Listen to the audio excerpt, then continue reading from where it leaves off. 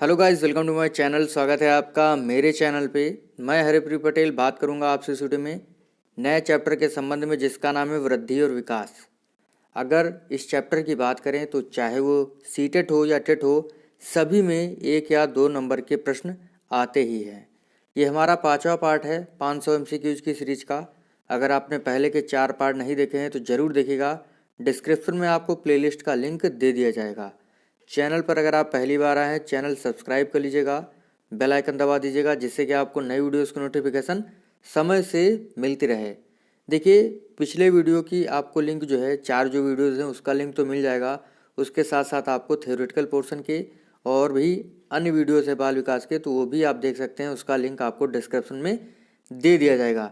Video अगर आपको अच्छा लगे लाइक कर दीजिएगा, शेयर कर दीजिएगा। वीडियो आपके लिए बहुत ही महत्वपूर्ण है, पूरा वीडियो देखिएगा।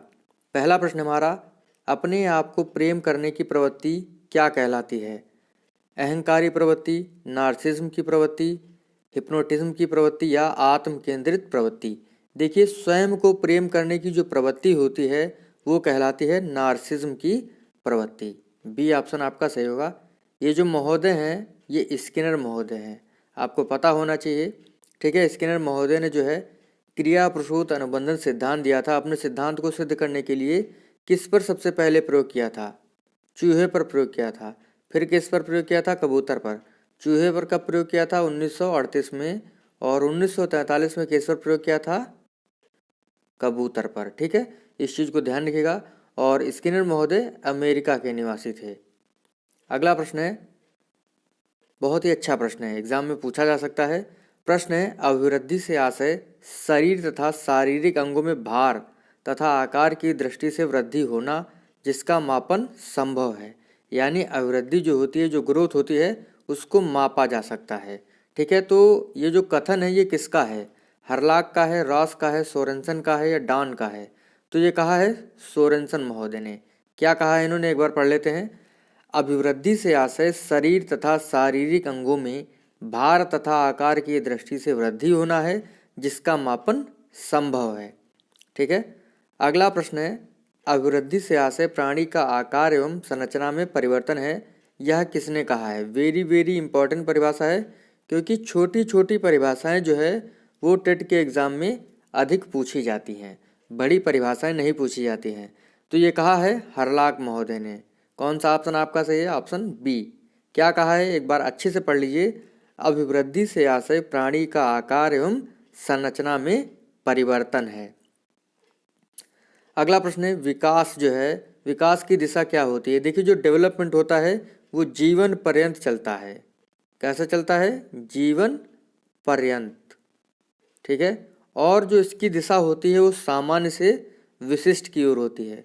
विकास जो होता है सामान्य से विशिष्ट की ओर बढ़ता है। आपका पहला ऑप्शन जो है एकदम सही होगा। अगला प्रश्न है, सिरह पदाभिमुख दिशा सिद्धांत में विकास की दिशा क्या होती है? इंग्लिश में जिसे सिफेलो कार्डुअल कहते हैं। देखिए, इसमें जो दिशा होती है विकास की वो सिर से पैरों की ओर होती है। कहा जाता है सिफेलो कार्डुअल में जो होता है, जो सिरा पदाभिमुख दिशा का सिद्धांत है, इसमें जो विकास होता है वो सिर से पैर की ओर चलता है। यानी आपका ऑप्शन कौन सा सही होगा? ऑप्शन सी सही है आपका। अगला प्रश्न है, विकास के मनोसामाजिक सिद्धांत के प्रतिपादक कौन है? एरिक्सन महोदय, फ्रायड, कोहलर, रास। तो विकास के मनोसामाजिक सिद्धांत के प्रतिपादक जो हैं ये एरिक एरिक्सन है। पहला ऑप्शन आपका सही होगा। ठीक है, अगला है, विकास एक कैसी प्रोसेस है? खंडित, निरंतर चलने वाली, पूर्ण या अपूर्ण? तो विकास जो प्रोसेसिंग है वो निरंतर चलने वाली है और लाइफ लॉन्ग चलती है, जीवन पर्यंत चलती है। अगला है, निम्न में से कौन सा विकास का सिद्धांत नहीं है? निरंतर चलने वाली प्रक्रिया नहीं है विकास। विकास की सभी प्रक्रियाएं अंतः संबंधित नहीं हैं। सभी की विकास दर समान नहीं होती है। विकास हमेशा रेखीय होता है। तो डेवलपमेंट का प्रिंसिपल कौन सा है?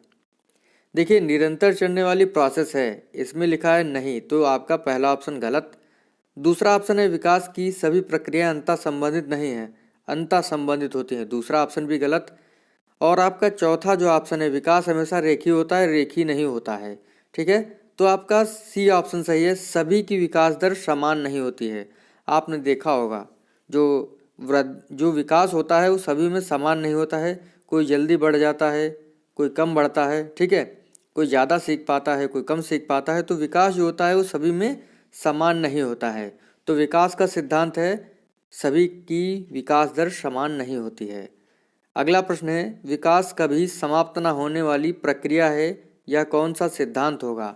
अंतः संबंध का सिद्धांत, निरंतरता का सिद्धांत, एकीकरण का सिद्धांत या अंतः क्रिया का सिद्धांत? तो आपको समझ में आ रहा होगा, लिखा है विकास कभी ना समाप्त होने वाली प्रोसेस है, यानी निरंतर चलने वाली प्रोसेस है। B option is right. अगला है विकास का कौन सा सिद्धांत नहीं है? विकास लंबवत ना होकर वर्तुलाकार है, विकास क्रमबद्ध होता है, विकास निरंतर होता है, विकास मशीनी प्रक्रिया है। तो विकास जो है एक मशीन प्रोसेसिंग नहीं है। ठीक है, ये तो नॉर्मल प्रोसेस है, सामान्य से विशिष्ट की ओर विकास की दिशा होती है। ठीक है, निरंतर चलता है, क्रमबद्ध होता है, लंबवत ना होकर वर्तुलाकार होता है, मशीनी प्रोसेस नहीं होती है डेवलपमेंट की प्रोसेस। इसीलिए आपका ऑप्शन चौथा सही है। अगला है विकास का सिद्धांत नहीं है, विशिष्ट से सामान्य क्रियाओं का सिद्धांत, निरंतरता का सिद्धांत, विविधता का सिद्धांत, एकीकरण का सिद्धांत। देखिए विकास का जो प्रोसेसिंग है वो सामान्य से विशिष्ट की ओर होता है, ना कि विशिष्ट से सामान्य की ओर। तो आपका पहला ऑप्शन जो है ये आपका विकास का सिद्धांत नहीं है।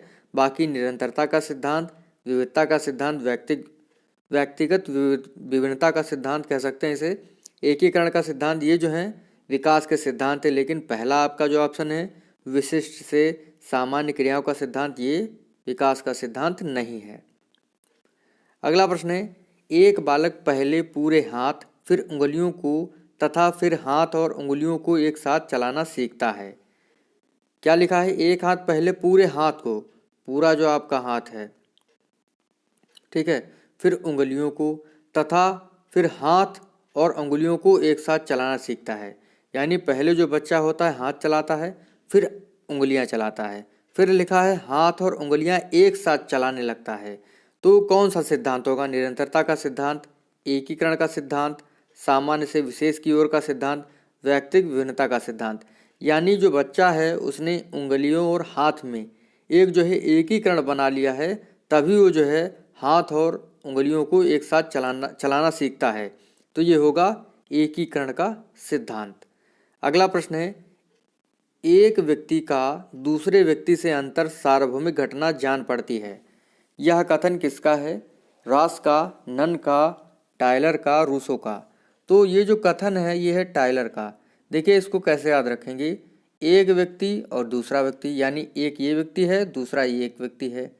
टायल आप जो है दीवालों में फर्शों में टाइल लगवाते हैं, तो अंतर देखिए दो व्यक्तियों की जो टाइल लगवाने की जो सोच होगी उसमें अंतर होगा। इस तरीके से आप इसको याद रखिएगा। अगला है मानव जाति में विकास होता है किशोरावस्था के अंत तक, बाल्यावस्था के अंत तक, प्रौढ़ावस्था के प्रारंभ तक, जीवन पर्यंत। देखिए जो डेवलपमेंट की प्रोसेस होती है वो जीवन पर्यंत चलती है। अगला है मनोलैंगिक विकास का सिद्धांत जो है ये किसने दिया है? नन ने, रूसो ने, फ्रायड ने, टायलर ने। तो मनोलैंगिक विकास का सिद्धांत जो है ये फ्रायड महोदय ने दिया है। इन्होंने 5 अवस्थाएं बताई हैं। ठीक है, कौन कौन सी अवस्थाएं बताई हैं अभी मैं आपको बताता हूँ। 5 अवस्थाएं बताई हैं। पहली अवस्था बताई है मुखावस्था, जिसे ओरल स्टेज कहते हैं। क्या कहते हैं? Oral stage. और इसका जो समय होता है वो जन्म से 1.5 वर्ष का होता है। कितना होता है? जन्म से 1.5 वर्ष का। दूसरी अवस्था बताई है गुदा अवस्था, एनल स्टेज। कौन सी स्टेज होती है? एनल स्टेज, जो होती है आपकी 1.5 वर्ष से 3 वर्ष की अवस्था। तीसरी अवस्था इन्होंने बताई है लिंग प्रधान अवस्था, फैलिक स्टेज। कौन सी अवस्था? लिंग प्रधान अवस्था, फैलिक स्टेज, जो इन्होंने बताई है 3 से 6 वर्ष तक की अवस्था। ये तो हो गई 3। चौथी अवस्था इन्होंने बताई है अव्यक्ता अवस्था, लेटेंसी स्टेज, जो होती है 6 से 12 वर्ष की अवस्था। 5वीं अवस्था बताई है जननेंद्रिय अवस्था, जो कि 12 वर्ष के बाद की अवस्था होती है। ठीक है, तो ये 5 अवस्थाएं बताई हैं उन्होंने, इस चीज़ को आप लोग ध्यान रखिएगा। और नार्सिज्म के बारे में ही जो है सिगमंड फ्रायड ने बताया है। ठीक है, इस पॉइंट को आप लोग ध्यान रखिएगा। अगला प्रश्न है, समीप दूराभिमुख दिशा में विकास की दिशा, जिसे इंग्लिश में प्रॉक्सिमो डिस्टल कहते हैं, इसमें जो है जो विकास की दिशा होती है वो क्या होती है? लिखा है समीप से दूर भिमुख। समीप से दूर यानी इसमें जो होता है, इसमें जो विकास की प्रोसेस होती है, जो हमारा बॉडी होता है पूरा, ठीक है, केंद्र से शुरू होता है और बाहरी अंगों की ओर जाता है प्रॉक्सिमो डिस्टल में। सिफेलोकार्डुअल में क्या होता है? सिफेलोकार्डुअल में जो विकास की प्रोसेस होती है वो हमारे सिर से पैरों की ओर जाती है। ठीक है, लेकिन प्रॉक्सिमो डिस्टल में जो होता है विकास की दिशा, वो केंद्र से बाहर की ओर जाती है। इस पॉइंट को आप लोग ध्यान रखिएगा, आपका ऑप्शन बी सही है। अगला है ऑडिपस और इलेक्ट्रा जो ग्रंथि होती है, ऑडिपस जो ग्रंथि होती है वो बालकों में पाई जाती है, जिसकी वजह से वो अपने माँ को प्रेम करता है। इलेक्ट्रा ग्रंथि यानी बिजली जो लगती है, जो बालिकाओं में बिजली लगती है, लगे 440 वोल्ट करंट, आपने गाना सुना होगा, तो वो लड़कियों को है। तो इलेक्ट्रा ग्रंथि जो है लड़कियों में पाई जाती है, इस तरीके से रिलेट करके याद रखिएगा। और इलेक्ट्रा ग्रंथि की वजह से जो लड़की होती है वो अपने पिता से प्रेम करती है। तो ये जो ग्रंथियाँ होती हैं इनमें जटिलता कब शुरू हो जाती है? तो ये शैशवावस्था में शुरू हो जाती है। 4 से 6 वर्ष की अवस्था में जो है ये चरम पर होती है। ठीक है, इस चीज़ को आप लोग ध्यान रखिएगा। वैसे देखा गया है शैशवावस्था का समय जो है जन्म से 6 वर्ष का माना जाता है। तो 4 से 6 वर्ष मतलब लिखा है ऑडिपस और इलेक्ट्रा ग्रंथि में जटिलता कब शुरू हो जाती है? 4 से 6 वर्ष में, तो मतलब शैशवावस्था के अंतर्गत आता है। बाल्यावस्था जो होती है वो 6 से 12 वर्ष की अवस्था मानी जाती है, और जो किशोरावस्था है वो 12 से 18 वर्ष की अवस्था मानी जाती है। इतना तो आपको पता ही होगा। अगला प्रश्न है, वेरी वेरी इंपॉर्टेंट प्रश्न है। लिखा है विशेष अवधि के दौरान विकास प्रगति करता है, लेकिन एक ऐसी अवधि आती है जिसमें समायोजन करने के लिए विकास जो है विराम करता है। कौन सा सिद्धांत होगा? निरंतरता के सिद्धांत में विकास जो होता है निरंतर होता है। एकीकरण के सिद्धांत में जो होता है मतलब एक किसी चीज़ में समन्वय बना लेता है। ठीक है, व्यक्तिगत भिन्नता यानी विकास जो होता है वो सभी में सामान्य होता है। चक्राकार प्रगति में ऐसा होता है कि विकास जो होता है विकास में जो है प्रगति होती रहती है। ठीक है, लेकिन कुछ ऐसी अवधि आती है जिसमें विकास आराम करता है समायोजन करने के लिए। तो ये आपका होगा चक्राकार प्रगति का सिद्धांत। अगला प्रश्न है, विकास जीव और उसके वातावरण की अंतःक्रिया का प्रतिफल है, यह किसने कहा है? रॉस ने, डार्विन ने, स्किनर ने, नर ने? तो ये कहा है स्किनर महोदय ने। मैंने अभी आपको दिखाया था, स्किनर महोदय को आप फिर से दोबारा देख सकते हैं। अगला और अंतिम प्रश्न हमारे इस वीडियो का, और आपको ये 20 प्रश्न जो थे अच्छे लगे होंगे, और ये 20 प्रश्नों में से एक प्रश्न एग्ज़ाम में जरूर आएगा, गारंटी देता हूँ।